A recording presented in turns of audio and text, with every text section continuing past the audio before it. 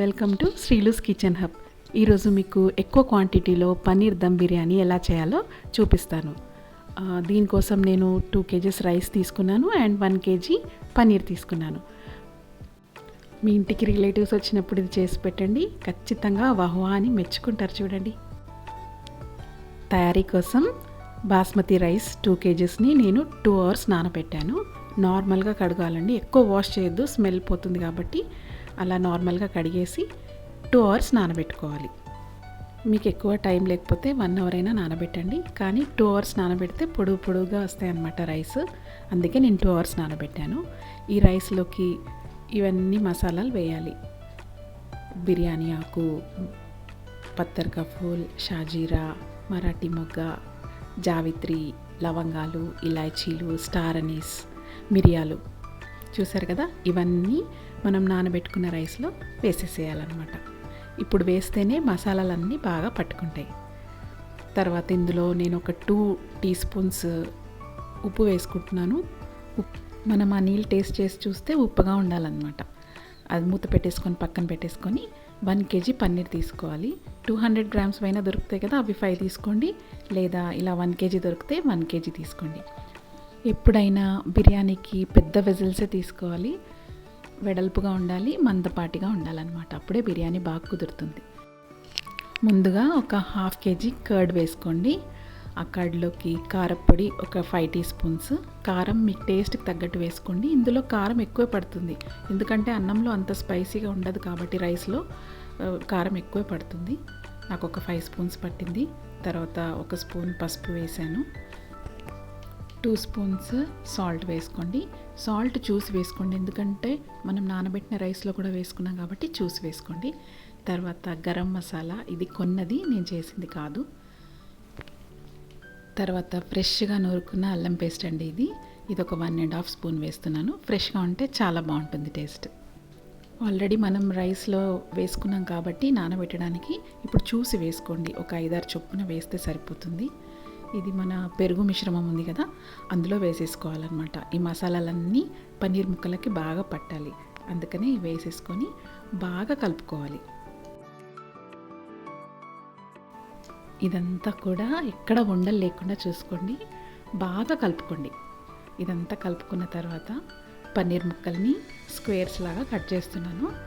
నేనైతే ఇంత pieces cut చేసుకున్నాను, మీకు నచ్చినంత కట్ చేసేసుకోండి మీరు కూడా.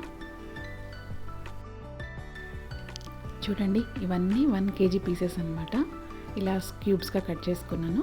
ఇవన్నీ మనం ఉండలు లేకుండా కలుపుకున్న పెరుగు మిశ్రమంలో వేసుకొని స్మూత్గా కలపాలండి. ఎక్కువ ప్రెస్ చేస్తూ అలా కలపొద్దు, చాలా జాగ్రత్తగా వెడల్పాటి స్పూన్ తీసుకొని మెల్లిగా కలపండి. అంతా ముక్కలకంతా పట్టేలాగా కలపండి. ముక్కలకంతా పట్టిన తర్వాత అందులోకి ఒక 4-5 మిరపకాయలని ఇలా చీర్చి అందులో వేసేయండి. పచ్చిమిరపకాయలు వేస్తే కొంచెం టేస్ట్ బాగుంటుంది.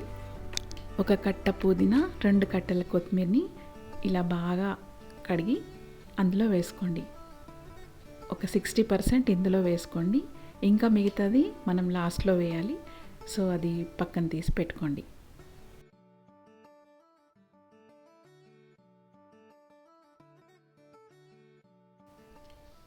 ఇలా పక్కన పెట్టేసుకున్న తర్వాత ఇదంతా మిశ్రమాన్ని బాగా కలుపుకొని అలా ఉంచండి. ఇప్పుడు మనం ఫ్రై చేసుకోవాలి. ఆనియన్స్ బ్రౌన్ కలర్ వచ్చే వరకు ఫ్రై చేసుకోండి. ఎక్కువ మాడిపోకుండా చూసుకోండి. ఇలా స్లైసులుగా కట్ చేసుకుంటే టేస్ట్ బాగుంటుంది. సో చూడండి, ఇలా ఈ బ్రౌన్ కలర్లో ఉండాలి. అవి కూడా ఒక 60% ఇందులో వేసి మిగతావి మనం పైన వేసుకోవాలి.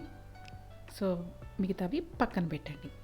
తర్వాత ఇవి కూడా స్లోగా కలుపుకొని జాగ్రత్తగా కలపండి. తర్వాత ఒక 2 tablespoons ఆయిల్ వేసుకోండి. ఇందులోనే ఆయిల్లో కొంచెం నానితే టేస్ట్ బాగుంటుంది అనమాట, ఫ్లేవర్. ఆయిల్ ఎక్కువనే పడుతుంది, మీరు ఎంత వేస్తున్నాను అని అనుకోవద్దు, ఎక్కువ క్వాంటిటీ కాబట్టి ఎక్కువే పడుతుంది. సో దీనిపైన ఒక మూత పెట్టి అలా ఒక 1 hour పెట్టండి. ఎక్కువ టైం లేకపోతే ఒక 1/2 hour అయినా పెట్టండి. తర్వాత ఇవంతా బాగా నానిన తర్వాత నేను ఫస్ట్ రైస్ పెట్టుకుంటున్నాను స్టవ్ మీద. సో రైస్ని ఒక 80% వచ్చే వరకు కుక్ చేసుకోండి. మధ్యలో జస్ట్ అలా నార్మల్గా కలపాలి, ఎక్కువ తిప్పకూడదు గరిటెని, ఎందుకంటే బియ్యం విరిగిపోతాయి కాబట్టి స్లోగా అలా వెడల్పాటి చెంచాతోని కలుపుతూ ఉండాలి. చూడండి ఒక 80% కుక్ అయిపోయాయి రైస్. చూడండి ఎంత పొడుగయ్యాయో కదా. సో ఇప్పుడు ఈ రైస్ని మనం ముందు పన్నీర్ అంతా నానబెట్టుకున్నాం కదా, వాటిపైన జాగ్రత్తగా పేర్చాలి, స్ప్రెడ్ చేయాలి, ఈవెన్గా స్ప్రెడ్ చేయాలి. చూసుకొని జాగ్రత్తగా స్ప్రెడ్ చేయండి. స్టవ్ మాత్రం ఆఫ్ చేయొద్దండి, అలాగే ఉంచాలి. ఎందుకంటే కింద లేయర్ కొంచెం ఎక్కువ ఉడకాలి కాబట్టి కింద లేయర్, తర్వాత ఆ రైస్ ఉడుకుతూనే ఉంటుంది కాబట్టి పైన లేయర్ కొంచెం కొద్దిగా అలా ఉడుకుతూ ఉంటుంది కాబట్టి అలా స్ప్రెడ్ చేస్తూ ఉండాలన్నమాట. తర్వాత ఒక వెడల్పాటి మందపాటి పెంక తీసుకోండి, అది ఒక 5-6 మినిట్స్ ప్రీహీట్ చేసుకోవాలి మీడియం ఫ్లేమ్ పైన.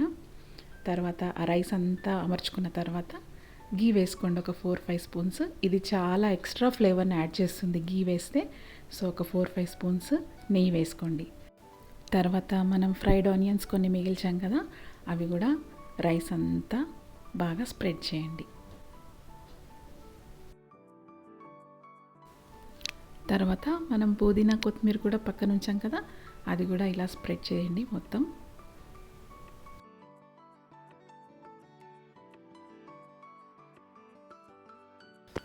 మొత్తం స్ప్రెడ్ చేసిన తర్వాత మనం ప్రీహీట్ చేసుకున్న పెంక ఉంది కదండి, దానిపైన పెట్టేసుకోవాలి. మంట మాత్రం కొంచెం తగ్గించండి, సిమ్ టు మీడియంలోనే కుక్ చేసుకోవాలి. తర్వాత దానిపైన ఒక మూత పెట్టేసి దానిపైన ఏదైనా సరే వెయిట్ పెట్టండి. వెయిట్ పెడితే బాగా దమ్ అవుతుందన్నమాట. సో బాగా కుక్ అవుతుంది. కొందరు కావాలంటే గోధుమ పిండి పెడతారు, అది కూడా పెట్టచ్చు. ఫస్ట్ ఒక 5 మినిట్స్ మాత్రం 5 to 6 మినిట్స్ మాత్రం హై ఫ్లేమ్లో పెట్టి తర్వాత టోటల్గా సిమ్ చేసేయాలండి. ఎందుకంటే సిమ్లోనే కుక్ చేస్తే ఈవెన్గా కుక్ అయ్యి చాలా బాగా అవుతుంది, అస్సలు అడగంటది మీకు. అందుకనే సిమ్లోనే కుక్ చేయండి. తర్వాత చూసారా అక్కడ కింద ఒక సపోర్ట్కి నేను గిన్నె పెట్టాను కదా, సో అలా పెట్టుకొని వీలైతే మన వెజిల్ని బవానని కార్నర్కి జరుపుతూ కార్నర్స్ అంచుల పొంటి కూడా కాలేలాగా చూసుకోండి. ఎందుకంటే టోటల్గా ఈవెన్గా స్ప్రెడ్ అవుతూ ఉంటుంది. నేను చేసినట్టు అలా చేయండి. తర్వాత మనం బిర్యానీ కసాలం చేసుకుందాము. అక్కడ బిర్యానీ కుక్ అవుతుంది కదా, అంతలోపు చేసేసుకుందాము. ఎండు కొబ్బరి, ధనియాలు, షాజీరా, లవంగాలు, చెక్క, ఇలాచి, పల్లీలు ఇవన్నీ వేపుకొని ఇందులో వేసుకోండి. అందులో అల్లము, వెల్లుల్లి 2-3 రెబ్బలు వేసుకొని బాగా పేస్ట్ చేసుకోండి. మెత్తగా గ్రైండ్ చేసుకోవాలి దీన్ని. చూడండి ఇలా సాఫ్ట్గా అవ్వాలన్నమాట. తర్వాత ఒక ఉల్లిపాయ, 2 పచ్చిమిర్చీలు సన్నగా తరిగి పెట్టుకోవాలి. చూడండి ఇలా సన్నగా కోసి పెట్టుకోవాలన్నమాట. తర్వాత ఒక చిన్న కడాయిలో 1 స్పూన్ ఆయిల్ వేసుకొని అందులో ఈ ఆనియన్స్, పచ్చిమిర్చి వేసేసుకొని బాగా ఫ్రై చేసుకోవాలన్నమాట.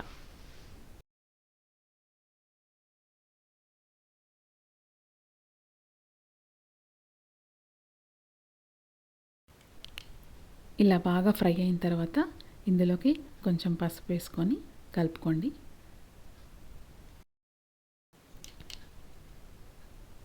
ఇందులోనే కొత్తిమీర, కొంచెం పుదీనా వేసి బాగా కలుపుకోండి. ఇవి బాగా కలిసిన తర్వాత మనం మిక్సీ పట్టుకున్నాం కదా, ఆ పేస్ట్ని ఇందులో వేసుకొని 1 స్పూన్ కారం, 1/2 స్పూన్ సాల్ట్ లేదా రుచికి తగినంత మీరు వేసేసుకోండి. ఇది బాగా కలపాలి. తర్వాత ఇందులోకి తగినన్ని వాటర్ వేసుకోండి.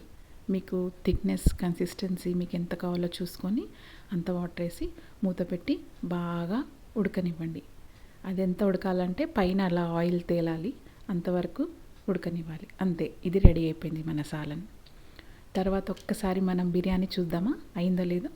ఈ వెయిట్స్ తీసేసి ఒకసారి మూత తీసి చూడండి.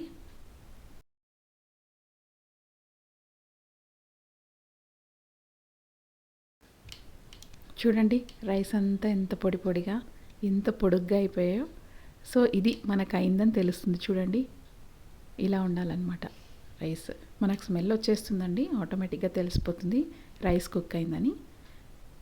సో ఇలా నేను ఒకసారి చూపిస్తాను చూడండి. ఇది కింద నుండి తీసి చూస్తే ఇలా ఉంది. కొంచెం కూడా ఎక్కడ మాడకుండా ఎంత పర్ఫెక్ట్గా వచ్చిందంటే అసలు మీరు ఇంకా రెస్టారెంట్లో వెళ్ళి తినరు ఒక్కసారి ఇంట్లో ట్రై చేస్తే. సో ఈ బిర్యానీకి పక్కన సాలన్ పెట్టుకొని తర్వాత రైతా చేసుకొని తింటే అసలు మీకు ఇంకా మీరు రెస్టారెంట్‌కే వెళ్ళరండి. నన్ను నమ్మండి. ఎంత టేస్టీగా ఉంటుందో అసలు. సో ఇది మీరు మీ రిలేటివ్స్ వచ్చినప్పుడు తప్పకుండా ట్రై చేస్తారని నేను అనుకుంటున్నాను. నా రెసిపీ మీకు నచ్చే ఉంటుందని నేను అనుకుంటున్నాను. నచ్చితే please like, share and subscribe. Bye.